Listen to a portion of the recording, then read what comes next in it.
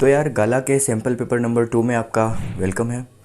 बोला जाता है कि गुजरात बोर्ड के स्टूडेंट्स के लिए गाला का सारे के सारे सैम्पल पेपर अगर आपने सॉल्व कर लिया तो फिर आपका लिए बोर्ड एग्ज़ाम काफ़ी ज़्यादा आसान हो जाता है एंड मैक्सिमम क्वेश्चन जो कि इसी सैम्पल पेपर में से पूछे जाते हैं। तो इसलिए मैंने सैम्पल पेपर नंबर 1 का तो वीडियो बना दिया हुआ है, आपको दिख जाएगा यहाँ डिस्क्रिप्शन में, मैं उसके लिंक दे दूँगा। ये रहा आपका सैम्पल पेपर नंबर 2। इस सैम्पल पेपर के अंदर में पहला जो क्वेश्चन है आपका वो है आपका question number 1, atomic number of the calcium 20 in the modern periodic table. The element XYZW have atomic number 14, 19, 21 and 38 respectively. Which element from these element would possess the same chemical properties as calcium? Calcium के जैसी किसकी property same होगी, आपको ये पूछा हुआ है। Option में है Y, Z, W and X। तो एक सिंपल सा रूल है, आपको एक पीरियोडिक टेबल का रूल होता है 2, 8, 8, 18, 18। तो इसके अकॉर्डिंग आप बता सकते हो। तो जस्ट बिकॉज जो आपका कैल्शियम है वो 8, 8 मतलब थर्ड पीरियड में पहले से ही आता है, तो कैल्शियम का एटॉमिक नंबर 20 है, तो उसमें आप 18 प्लस कर दोगे तो 38 एटॉमिक नंबर आ जाता है, जो कि किसका एटॉमिक नंबर है, इस पर्टिकुलर सीरीज़ में W का एटॉमिक नंबर है ये 38। इसकी वजह से आंसर हो जाएगा इसका C। 38 would be the correct answer. Now the question number 2, by which method does the malaria parasite reproduce asexually. तो मलेरिया के पैरासाइट का जो नाम है वो है प्लाज्मोडियम, और वो जो रिप्रोडक्शन करता है वो करता है आपका मल्टीपल फिजन की वजह से। तो मल्टीपल फिजन जो है इसका वो राइट आंसर हो जाएगा। तो option number B is correct. Now the question number 3, which scientist was the first to conduct systematic experiment for the study of heredity. Heredity के ऊपर में जो सिस्टमेटिक एक्सपेरिमेंट था वो किसने किया था, ये पूछा है। ऑप्शन में है Miller, Morgan, Darwin and Mendel. तो सिस्टमेटिक स्टडी के लिए तो आपका एक ही नाम जाएगा, that is Mendel. Option number C is correct. जॉर्जी मेंडल ने ही पूरा F1 और F2 जनरेशन के लिए पाइसम सेटाइवम मटर जो होता है उसके प्लांट के ऊपर में उन्होंने अपना पूरा रिसर्च किया था। Now the question number 4। Question number 4 के अंदर में है what is the time difference between actual sunset and apparent sunset. Actual sunset और अपीयरेंट सनसेट के बीच में जो टाइम का डिफरेंस होता है इसमें पूछा हुआ है उसके बारे में। तो इसका राइट आंसर हो जाता है आपका ऑप्शन नंबर सी। एक्चुअली जो टाइम डिफरेंस होता है वो आपका होता है 2 मिनट का। ठीक है। नाउ द क्वेश्चन नंबर 5, इसमें फिल इन द ब्लैंक्स पूछा हुआ है। फिल इन द ब्लैंक्स में आयरन ऑक्साइड Fe2O3, इसको हम फेरिक ऑक्साइड भी बोलते हैं, एल्यूमिनियम के साथ रिएक्शन कर रहा है और बना रहा है एल्यूमिनियम ऑक्साइड और Fe। पूछ रहा है ये कौन से टाइप का रिएक्शन है, तो ये हो जाएगा आपका डिस्प्लेसमेंट टाइप का reaction. The reason behind it because यहाँ पर एक सिंगल एल्यूमिनियम आयरन को डिस्प्लेस कर रहा है, that's why. Now the question number 6, molecular formula of the ethane molecule is C2H6. There are dash covalent bond in it.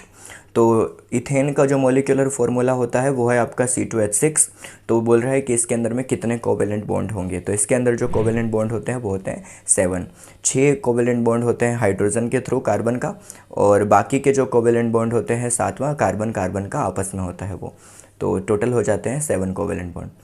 Next question 7, this gland is found in the head. Head के अंदर में कौन सी endocrine gland पाई जाती है उसके बारे में ये पूछ रहे हैं। तो हेड के अंदर जो होता है वो आपका होता है पिट्यूटरी ग्लैंड। तो pituitary gland is the correct option. Now the question number 8, the idea of evolution of species by natural selection was given by. जो भी स्पीसीज़ था उसके जो नेचुरल सिलेक्शन का आइडियाज़ था वो किसके द्वारा दिया गया था, इस साइंटिस्ट का नाम बताना है। तो क्वेश्चन नंबर 8 का आंसर हो जाएगा आपका चार्ल्स डार्विन। याद रखना ये बहुत फेमस साइंटिस्ट हैं और इन्होंने एक बुक भी लिखी थी ओरिजिन ऑफ स्पीसीज करके, जो कि काफ़ी ज़्यादा फेमस है। Now the question number 9।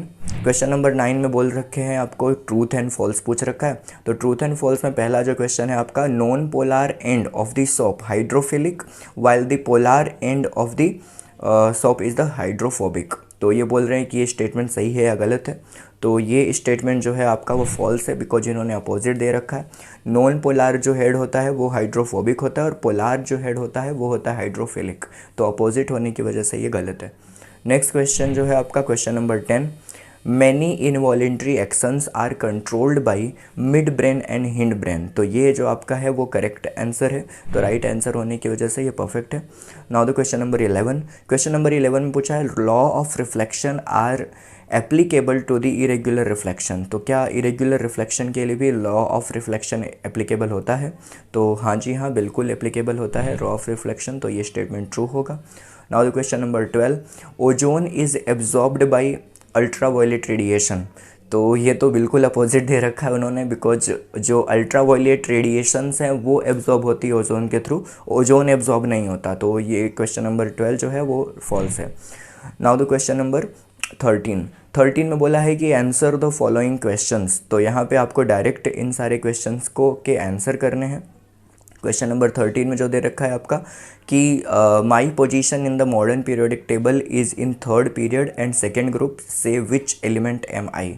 आपको बताना है कि ये पर्टिकुलर एलिमेंट कौन सा है, इसका लोकेशन इन्होंने दे रखा है क्या कि सेकेंड ग्रुप है और थर्ड पीरियड है। तो ये जो एलिमेंट हो जाएगा आपका वो है मैग्नीशियम। आप पीरियोडिक टेबल में इसको देख सकते हो कहाँ पर, सेकेंड ग्रुप और थर्ड पीरियड में।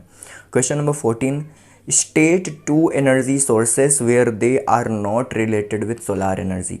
कोई भी दो स्टेट की एनर्जी का आपको बताना है जो कि सोलार एनर्जी से रिलेटेड नहीं है। तो ऐसे सोर्स ऑफ एनर्जी को आपको बताना रहेगा। तो सोलार एनर्जी से एसोसिएटेड नहीं हो ऐसे सोर्स ऑफ एनर्जी होती है आपकी दो टाइप की, geothermal and nuclear power energy. तो ये राइट आंसर होगा। Now the question number 15। Question number 15 में है, in honour of which scientist is SI unit of the electric potential named.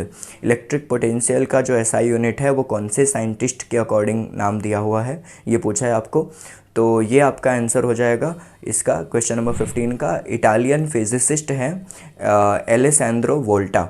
तो वोल्टा के नाम पर ही जो एसआई यूनिट दिया हुआ है वो पोटेंशियल डिफरेंस का वो वोल्ट दिया हुआ है। साइंटिस्ट का नाम क्या लिखोगे आप, Alessandro Volta. Now the question number next 16, the growing of the which trees is beneficial to industries. कौन सी ट्रीज़ का ग्रोथ जो होता है वो इंडस्ट्रीज़ के लिए बेनिफिशियल होता है।